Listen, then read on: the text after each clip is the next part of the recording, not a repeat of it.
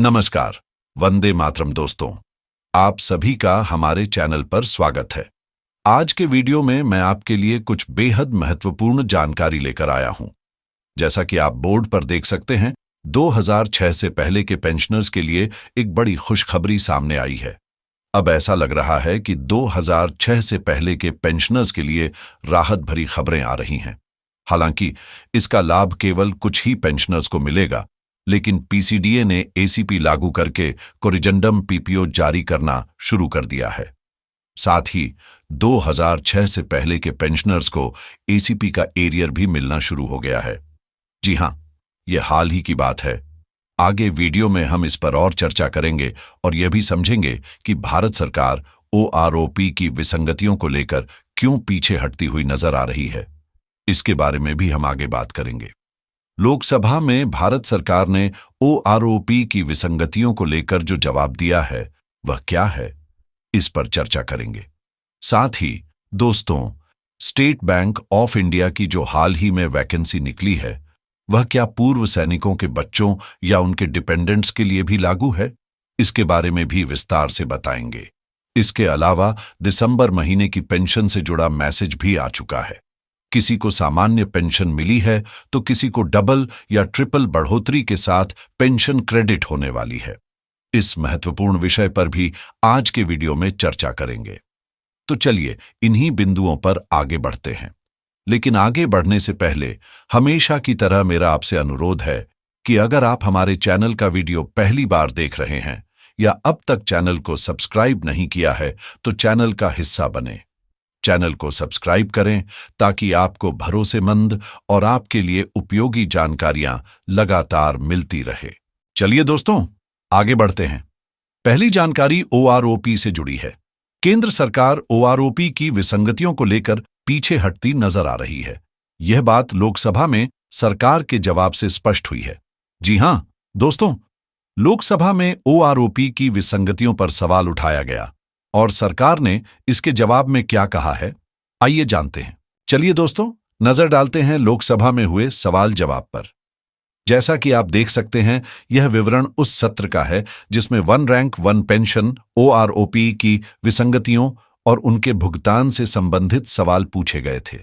यह सवाल 6 दिसंबर 2024 को उठाए गए थे। इस विषय पर मैंने पहले भी आपको जानकारी दी थी, लेकिन आज हम विशेष रूप से ओआरओपी की विसंगतियों पर चर्चा करेंगे। सवालों के जवाब देते समय सरकार बचती हुई क्यों नजर आ रही है? आपको बता दें कि किरण कुमार रेड्डी जी ने यह सवाल उठाया था और उन्होंने सरकार से यह भी जानना चाहा कि ओआरओपी के भुगतान में होने वाले खर्च को लेकर क्या स्थिति है। जो खर्च होता है उसके लिए सरकार कहां से प्रावधान करेगी, यह भी एक महत्वपूर्ण पहलू है। साथ ही लोकसभा में जो सवाल पूछे गए वह ओआरओपी की विसंगतियों को लेकर बेहद अहम है। जैसा कि आप देख सकते हैं, इन सवालों में वन रैंक वन पेंशन योजना के तहत लंबित मुद्दों के समाधान से संबंधित जानकारी मांगी गई है। इसमें पूछा गया कि हितधारकों के साथ इन मुद्दों पर किए गए परामर्श का ब्यौरा क्या है और इनका समाधान कब तक किया जाएगा। यानी सवाल सीधे सीधे ओआरओपी की विसंगतियों से जुड़े हैं। यहां लंबित मुद्दों का मतलब है वे समस्याएं जो अभी तक सुलझाई नहीं गई हैं। आइए इसे और विस्तार से समझते हैं। ओआरओपी में जो लंबित मुद्दे और विसंगतियां हैं, उनके समाधान को लेकर पूर्व सैनिकों के हित में क्या बातचीत हुई है, यह एक महत्वपूर्ण सवाल है। इन समस्याओं का समाधान कितने समय में किया जाएगा, यह स्पष्ट किया जाना चाहिए। सवाल यह है कि सरकार ओआरओपी की विसंगतियों को कितने दिनों में सही करेगी। सरकार ने इसके जवाब में क्या कदम उठाए हैं, यह जानना जरूरी है। पहले सरकार ने जुलाई 2024 से ओआरओपी को लागू किया है और यह नवंबर 2015 के लेटर के आधार पर किया गया है। यह सारी जानकारी सही है। आगे जो सवाल था उसके जवाब में सरकार ने कई अन्य जानकारियां भी दी हैं। उन्होंने बताया कि ओआरओपी में 6,703 करोड़ 24,24,000 करोड़ का बजट आवंटित किया गया है और 1,09,64,973 पेंशनर्स को इसका लाभ मिला है। हालांकि जो सवाल पूछा गया था उसमें सरकार से सीधे ओआरओपी की विसंगतियों पर चर्चा की गई थी। लेकिन सरकार ने ओआरओपी के तहत भुगतान के लिए पर्याप्त बजट प्रावधानों की बात की और गोलमोल जवाब दिया। सवाल कुछ और था, लेकिन जवाब कुछ और दिया गया। सवाल दोबारा देखने पर आप देख सकते हैं कि इसमें साफ साफ पूछा गया था कि सरकार ओआरओपी की विसंगतियों को सही करने के लिए क्या कदम उठा रही है। नंबर सवाल यह है जिसमें पूछा गया था कि योजना के अंतर्गत लंबित मुद्दों के समाधान के लिए हितधारकों के साथ किए गए परामर्श का ब्यौरा क्या है और इन समस्याओं के समाधान के लिए कितनी समय सीमा निर्धारित की जा सकती है। सरकार ने इसके जवाब में ओआरओपी के अंतर्गत भुगतान के लिए पर्याप्त बजट प्रावधानों की बात की है। आप सबने देखा कि सरकार ने ओआरओपी तो दे दिया है, लेकिन उसकी विसंगतियों को लेकर दूर भाग रही है। अब यहां पर एक छोटा उदाहरण देना चाहता हूं।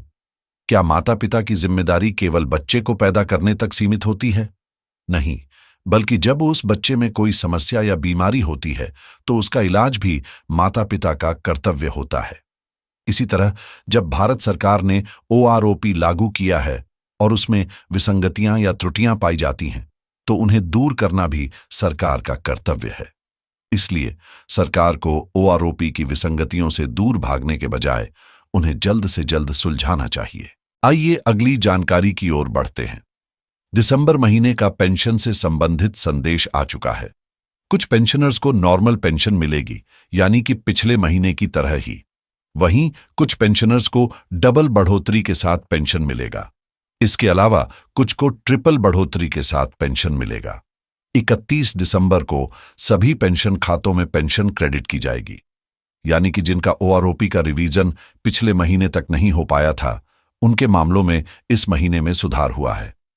ऐसे पेंशनर्स को ओआरओपी की बढ़ोतरी के साथ पेंशन मिलेगी, यानी कि डबल बढ़ोतरी। वहीं कुछ पेंशनर्स को ट्रिपल बढ़ोतरी के साथ पेंशन मिल रही है। जी हां, डीआर भी बढ़ा हुआ मिलेगा। इसके अलावा उनका ओआरओपी भी सही ढंग से एडजस्ट हो गया है।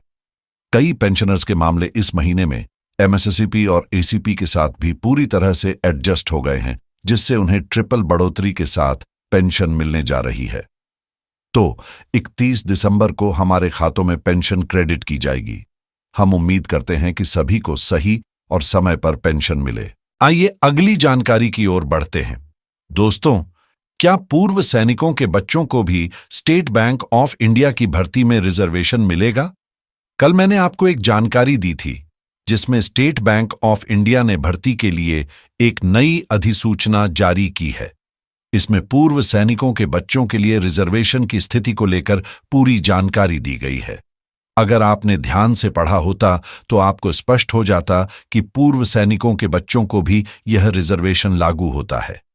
चलिए, मैं आपको विस्तार से समझाता हूं। यदि आप एक पूर्व सैनिक के बच्चे हैं तो आपको भी यह रिजर्वेशन का लाभ मिलेगा। चलिए, एसबीआई का एडवर्टाइजमेंट देखकर समझते हैं। दोस्तों, स्टेट बैंक ऑफ इंडिया ने कस्टमर सपोर्ट एंड सेल्स में एक भर्ती का विज्ञापन निकाला है। इस भर्ती में क्या पूर्व सैनिकों के बच्चे जो डिपेंडेंट हैं उन्हें भी प्राथमिकता दी जाएगी? ये सवाल कई पेंशनर्स पूछ रहे हैं। चलिए, इस एडवर्टाइजमेंट में दिए गए प्रावधानों को समझते हैं। यहां अगर आप देखेंगे तो XS यानी एक्स सर्विसमैन लिखा हुआ है। इसका मतलब साफ है कि पूर्व सैनिक का अभिव्यक्ति है, लेकिन D और E का क्या अर्थ है, इसको लेकर थोड़ा कंफ्यूजन है। आगे मैं आपको समझाता हूं। दोस्तों, यहां पर अगर आप देखेंगे तो DXS का दो मतलब है। पहला, डिसेबल्ड एक्स सर्विसमैन, दिव्यांग पूर्व सैनिक, और दूसरा, डिपेंडेंट ऑफ एक्स सर्विसमैन, पूर्व सैनिक के परिजन। यहां पर डिपेंडेंट ऑफ एक्स सर्विसमैन स्पष्ट लिखा हुआ है। इसके लिए आपको नीचे देखना पड़ेगा। यहां पर देखा जा सकता है कि रिजर्वेशन विभिन्न श्रेणियों के तहत प्रीवेलिंग गवर्नमेंट गाइडलाइंस के अनुसार दिया जाएगा। आगे चलकर यहां देखा जा सकता है कि 4.5 के तहत कुल रिक्तियों में से डिसेबल्ड एक्स सर्विसमैन और dependents of serviceman killed in action के लिए रिजर्वेशन दिया गया है। यह पूरी तरह से स्पष्ट है। Dependents of serviceman killed in action यानी कि जिनकी मृत्यु एक्शन के दौरान हुई है, उनके लिए यह रिजर्वेशन सीधे सीधे स्पष्ट है। यहां साफ साफ उल्लेख किया गया है कि 4.5% रिजर्वेशन उन डिसेबल्ड एक्स सर्विसमैन और dependents of serviceman killed in action के लिए होगा। इसके अलावा डिसेबल्ड सोल्जर का भी एक विशेष परिभाषा दी गई है। यहां देखा जा सकता है कि एक्स सर्विसमैन में डिसेबल्ड एक्स सर्विसमैन का क्या होगा और उन्हें कौन कौन से श्रेणियों में रखा जाएगा। साथ ही उनके डिपेंडेंट्स के लिए भी नियम स्पष्ट किए गए हैं। यहां पर पूरी जानकारी दी गई है। डिसेबल्ड एक्स सर्विसमैन के लिए देखा जाए तो जो भी व्यक्ति आर्म फोर्सेज में सेवाएं दे रहा हो और ऑपरेशन के दौरान दुश्मनों के खिलाफ या अशांत क्षेत्रों में विकलांग हुआ हो, उसे डिसेबल्ड एक्स सर्विसमैन माना जाएगा। इसके अलावा dependents of serviceman killed in action का भी पूरा विवरण दिया गया है। जैसे युद्ध, लड़ाई या वॉर लाइक ऑपरेशंस में किसी की मृत्यु हो जाती है, तब उनके परिजनों को रिजर्वेशन मिलेगा। इसके अलावा पीस कीपिंग मिशंस के दौरान भी जो सेवा दी जाती है, उसके तहत भी यदि किसी सैनिक की मृत्यु होती है तो उनके परिजनों को विशेष लाभ दिया जाएगा।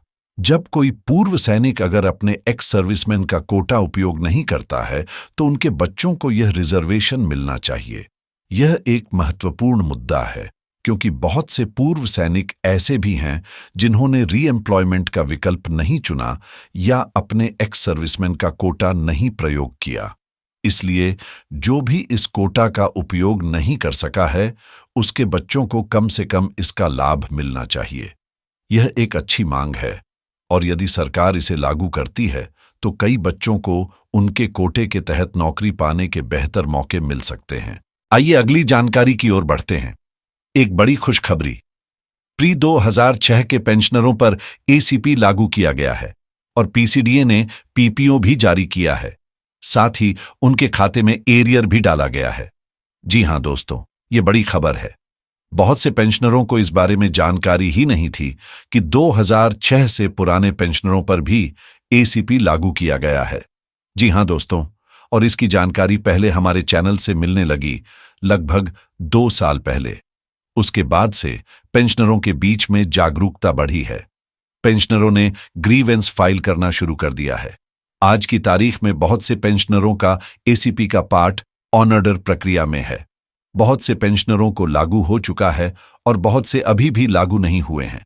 हालांकि बता दूं कि 2006 से पुराने पेंशनरों के लिए जो एसीपी है, उसमें तकनीकी ट्रेड पास करना होता है और एमआर भी क्लियर करना होता है। लेकिन अगर आप इन सारे मानकों को पूरा कर लेते हैं तो पीपीओ जनरेट हो जाता है और उनके खाते में एरियर भी आ जाता है। जी हां दोस्तों, यह बात प्री 2006 पेंशनरों की हो रही है। ये देखिए दोस्तों, महेश प्रसाद मिश्रा जी ने 21 जनवरी 2024 को एक ग्रीवेंस डाला था। ग्रीवेंस में उन्होंने एसीपी आर्थिक सेवा वृद्धि को लेकर अपना मुद्दा उठाया था। महेश प्रसाद मिश्रा ने अपनी सेवा का विवरण दिया था कि उनका सर्विस नंबर यह है और उन्होंने 22 साल की सेवा पूरी कर 31 दिसंबर 2005 को रिटायरमेंट लिया है। उन्होंने बताया कि उन्हें हवालदार की पेंशन मिलनी चाहिए क्योंकि उन्होंने 20 साल से अधिक सेवा की है। उन्होंने उल्लेख किया कि रक्षा मंत्रालय द्वारा 7 अगस्त 2003 को एक लेटर जारी किया गया था जो उनके दावे को मजबूत करता है। महेश प्रसाद मिश्रा जी ने ग्रीवेंस डाली थी जिसमें एसीपी को लेकर उन्होंने अपने मुद्दे को उठाया था। उन्होंने अनुरोध किया था कि उनके पार्ट 2 ऑन ऑर्डर के माध्यम से उनकी पेंशन को संशोधित किया जाए और उन्हें एसीपी हवलदार की पेंशन प्रदान की जाए। इसके बाद रिकॉर्ड ऑफिस ने उनके डॉक्यूमेंट्स का अध्ययन किया और 31 जनवरी 2024 को पेंशनर को एक पत्र जारी किया गया। इस पत्र में उनकी स्थिति की पुष्टि करते हुए उनका पीपीओआर में भेजा गया। रिकॉर्ड ऑफिस ने बताया कि ACP to the rank of हवलदार रैंक पेंशन के लिए LPC cum data sheet forward की गई है।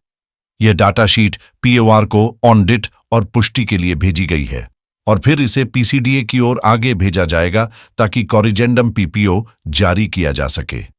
इस प्रक्रिया में जल्द ही समाधान की उम्मीद है। हाँ दोस्तों, इसके बाद कई बार ग्रीवेंस डाले गए और रिमाइंडर भेजे गए। आखिरकार अब जाकर महेश प्रसाद मिश्रा जी का पीपीओ जनरेट हो गया है। उन्होंने 22 साल सेवा की है नायक रैंक में और 31 दिसंबर 2005 को रिटायर हुए थे। जो पेंशन 2006 से पहले लागू नहीं हुई थी, अब उनकी एसीपी एडजस्ट की गई है। इसके अलावा उनका पे लेवल 5 भी कर दिया गया है। अब उनका बेसिक पेंशन बढ़कर एक उचित राशि हो गई है कि ओआरओपी में नायक रैंक का बेसिक पेंशन 22 साल सेवा के बाद 23,569 से बढ़ाकर 24,763 किया गया है। इस बदलाव के साथ 18 दिसंबर 2024 को पीसीडीए ने पीपीओ जनरेट किया और एसीपी हवलदार को लागू किया। इसका एरियर भी भुगतान किया गया, जिसमें दिसंबर में एडवांस इंटीमेशन के तहत 9,135 का एरियर मिला है। यह एरियर जुलाई 2024 से लेकर वर्तमान तक का है। इसके अलावा जनवरी 2006 से लेकर जून 2024 तक के एरियर का भी भुगतान किया जाएगा। इस प्रकार ओआरओपी के अंतर्गत बेसिक पेंशन में सुधार और एसीपी के साथ एरियर भुगतान किए गए हैं।